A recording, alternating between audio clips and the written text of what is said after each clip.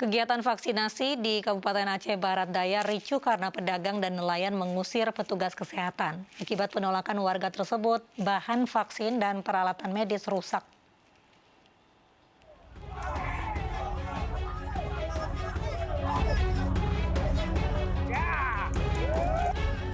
Ambulan yang akan melayani vaksinasi di Pelabuhan Susoh ini diusir pedagang dan nelayan. Tak puas mengusir petugas, massa juga melampiaskan kemarahan dengan merusak pos vaksinasi. Meja, kursi, serta fasilitas vaksinasi diobrak-abrik. Polisi dengan jumlah terbatas tak kuasa menghalangi aksi massa. Sejumlah peralatan medis, ribuan masker, serta jarum suntik dibuang massa. Diduga kemarahan warga dipicu isu wajib divaksin yang membuat warga takut datang ke pelabuhan. Sepinya pengunjung membuat pendapatan pedagang berkurang. Polres Aceh Barat Daya menurunkan tim bantuan untuk menjaga pos vaksinasi dan kantor KKP. Usai kejadian, polisi juga melakukan penyelidikan dan mendata kerusakan serta mencari bukti untuk menjerat pelaku pengerusakan. Saat ini masih kita proses, ya. Saat ini Polres masih bergerak melakukan pemeriksaan saksi-saksi yang melihat termasuk dari tenaga vaksinator kita, kemudian kita berkoordinasi dengan Kecil setempat. Intinya kita melakukan penyelesaian secara persuasif. Akibat kericuhan ini, 1 posko gerai vaksin serta obat-obatan berupa 9 vial vaksin Sinovac untuk 10 dosis, serta 33 vial vaksin Moderna untuk 2 dosis, dan sejumlah peralatan medis rusak dan tidak bisa digunakan lagi. Dari Kota Banda Aceh, Taufan Mustafa, Afsah, iNews melaporkan. Jelang digelarnya pembelajaran tatap muka TNI Angkatan Laut makin gencar menggelar serbuan vaksinasi bagi para pelajar. Di Yogyakarta, serbuan vaksinasi yang didukung oleh MNC Peduli ini digelar di SMK Negeri 1 Sanden, Bantul. Lanal Yogyakarta yang didukung oleh MNC Peduli kembali menggelar serbuan vaksinasi bagi para pelajar, tenaga pengajar, dan masyarakat umum. Kali ini serbuan vaksinasi digelar di SMK Negeri 1 Sanden, Bantul dengan menyediakan 1.200 dosis vaksin kedua dan 120 vaksin dosis pertama bagi yang belum divaksin pada 25 Agustus lalu. Dalam rangka kita memberikan rasa aman, rasa nyaman pada peserta didik atau anak-anak. Juga memberikan rasa tenang bagi orang tua. Kita memang punya prioritas dari perintah dari pimpinan bahwa untuk siswa-siswa yang SMK sederajat atau SMA sederajat itu di-handle oleh TNI. Ini untuk program untuk mempercepat dari program pembelajaran tatap muka. Serbuan vaksinasi yang didukung MNC Peduli ini digelar sebagai persiapan dimulainya pembelajaran tatap muka. Masyarakat kita diminta untuk sadar diri, datang ke tempat-tempat vaksin karena memang di samping memang ini untuk kesehatan mereka, ini juga tidak dipungut biaya. Selain untuk membantu mempercepat program vaksinasi nasional agar tercapai kekebalan kelompok, serbuan vaksinasi juga digelar untuk memperingati HUT TNI AL ke-76. Dari Bantul, Yogyakarta, Trisna Purwoko, iNews melaporkan. Menteri Kesehatan Budi Gunadi Sadikin menyatakan bahwa kabar mengenai sekolah PTM menjadi klaster COVID-19 adalah hoax. Menurut Menkes, data yang diterima usai dievaluasi lebih sedikit dari data yang diterima publik.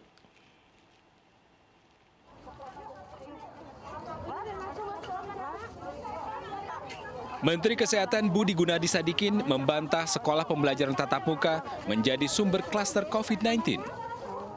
Menurut Menkes, kabar yang beredar di masyarakat selama ini adalah hoax. Pemerintah telah melaksanakan surveillance di sejumlah sekolah sebagai bagian dari evaluasi. Dari surveillance itu, data yang ada menunjukkan hasil beragam dan lebih sedikit dari yang tersebar di publik. Jadi kalau banyak yang kemarin diskusi atau beredar hoax bahwa klasternya demikian banyak, sebenarnya nggak demikian. Kami sampaikan datanya secara transparan biar teman-teman bisa melihat sendiri. Ya, jadi sesudah tatap muka dijalankan, kita memang melakukan beberapa sampling yang agak besar itu di Jakarta dan di Semarang.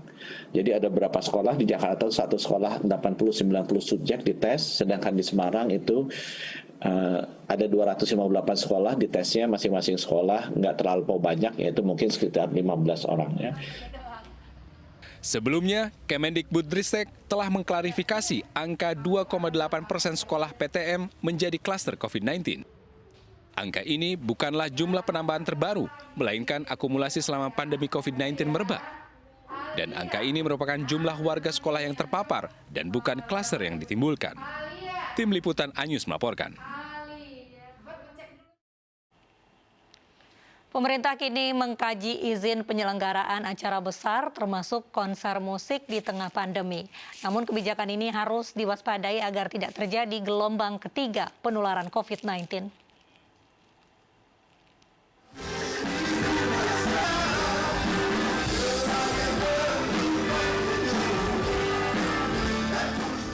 Angin segar bagi pekerja seni Indonesia berhembus kala pemerintah melalui Menkominfo Joni G. Plate mengizinkan penyelenggaraan acara besar termasuk konser musik di tengah pandemi. Hal ini demi mempercepat pemulihan ekonomi nasional khususnya di sektor pariwisata. Saat ini pemerintah pada dasarnya memang sudah mulai membuka berbagai kegiatan ekonomi termasuk tadi musik live atau panggung hiburan tadi. Cuma mengenai kebijakan teknisnya tentu saja nanti akan melihat pertama soal level daerah tersebut berkenaan dengan penyebaran COVID.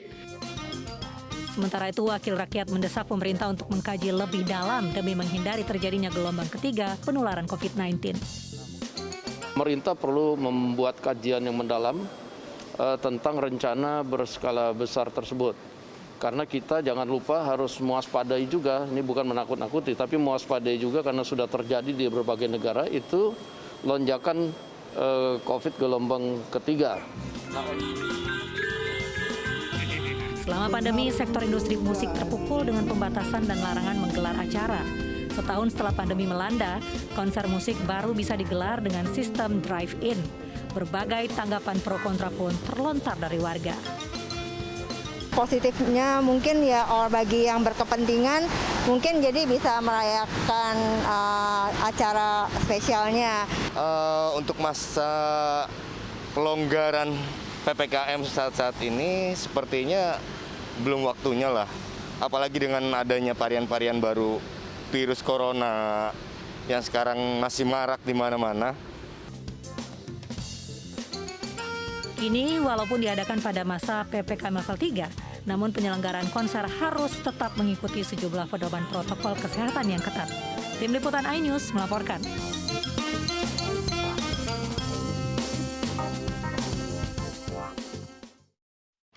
Pemerintah mengizinkan konser berskala besar seiring dengan membaiknya situasi pandemi COVID-19 di tanah air.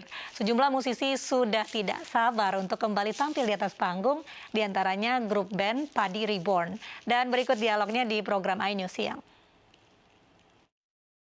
Konser apa nih, Mas Fadli mungkin boleh jawab. Yang paling dirindukan itu nyanyi bareng ya. Getaran pada saat kita konser offline itu nggak bisa dibeli, memang itu priceless ya. Nggak bisa diganti getaran, suara menyanyi bersama, terus tepuk tangan ya, keriuhan sebuah acara ya, itu rindu banget kita.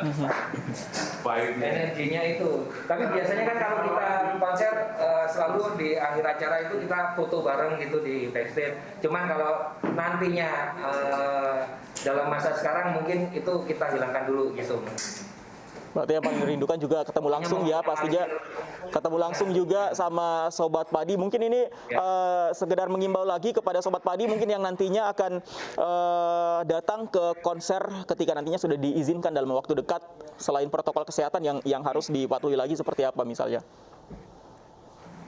Ya, kita harapkan sih semua juga tetap mematuhi protokol kesehatan, terus sudah divaksin juga, supaya nanti pasti akan memudahkan kita semua. Karena sejauh ini kita juga, walaupun kita acara virtual streaming, dari tim produksi pun masih tetap mereka harus tetap memakai masker. Mungkin hanya kita aja yang ada di di stage-nya yang masih ada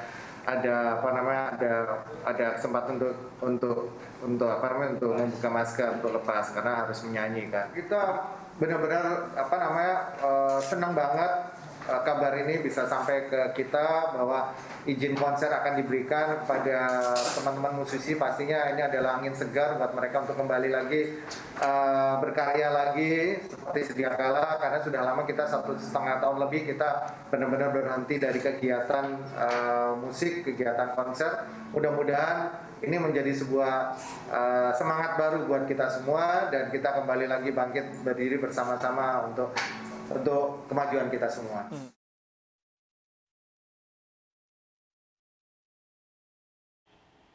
Beralih ke informasi, Kementerian Pertanian memastikan pasokan jagung nasional khususnya untuk pakan ternak dalam kondisi aman. Penyerapan jagung petani lokal oleh industri pakan ternak juga berjalan normal.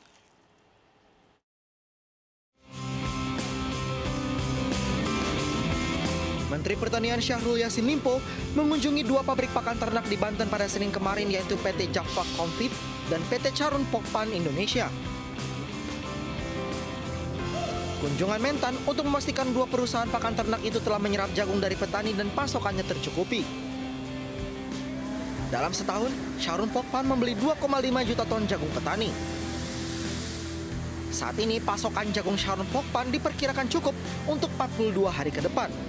Setelah itu barulah pabrik akan melakukan pembelian jagung lagi. Dan itu normatif, sesudah 42 hari membeli lagi gitu loh. Dan total pembeliannya itu 2,5 juta ton. Oleh karena itu, baik pembeli maupun ketersediaan tidak ada ketergangguan sama sekali. Selain memang ada delay time dari panen raya. Delay time dari panen raya itu ya yang memungkinkan terjadinya ada perebutan stocking dari para pedagang dan pengumpul, sehingga mungkin saja dinamika harga ada karena kontraksi seperti itu.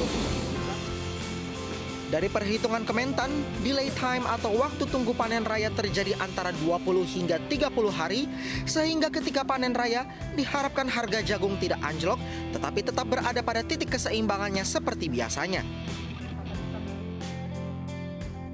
Badan Ketahanan Pangan Kementan mencatat pasokan jagung nasional pada minggu keempat atau 20 September 2021 mencapai 2,75 juta ton. Terbesar dengan rincian 31% di pabrik pakan, 27% di pengepul, 15% di agen, 11% di pengecer, 10% di usaha lain, dan sisanya 6% berada di industri pangan, rumah tangga, dan lain-lain. Pasokan jagung nasional diperkirakan akan bertambah, karena beberapa sentra jagung memasuki masa panen pada September hingga Oktober nanti.